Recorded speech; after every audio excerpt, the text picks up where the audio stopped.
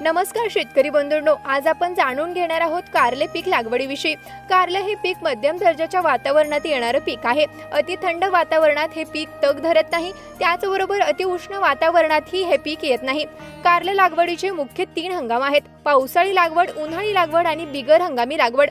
पावसाळी हंगाम म्हणजे जून ते जुलै या दरम्यान आपण जेव्हा लागवड करतो या हंगामाला पावसाळी हंगाम असं म्हणतात। या हंगामात जवळपास एकरी 25 ते 30 टनापर्यंत आपण उत्पादन घेऊ शकतो।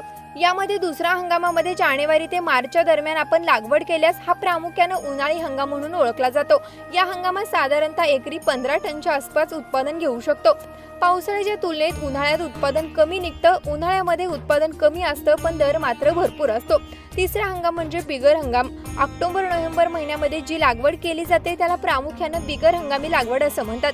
त्याचबरोबर एप्रिल-मे मध्ये ही लागवड करतात, याला उन्हाळी बिगर हंगाम असे म्हणतात। अशा प्रकारे तिन्ही हंगामामध्ये कारले पिकाचं आपण उत्तम नियोजन केलं, योग्य वेळी फवारणी केली, पाण्याचे योग्य नियोजन केलं तर आपण तिन्ही हंगामामध्ये कारल्याचं भरघोस उत्पादन घेऊ शकतो। अशा प्रकारची विविध यशोगाथा पाहायची असतील तर आत्ताच कृषी मंत्राच्या YouTube चॅनलला सबस्क्राईब करा। त्याचबरोबर आमच्या फेसबुक आणि इंस्टाग्राम पेजलाही फॉलो करा।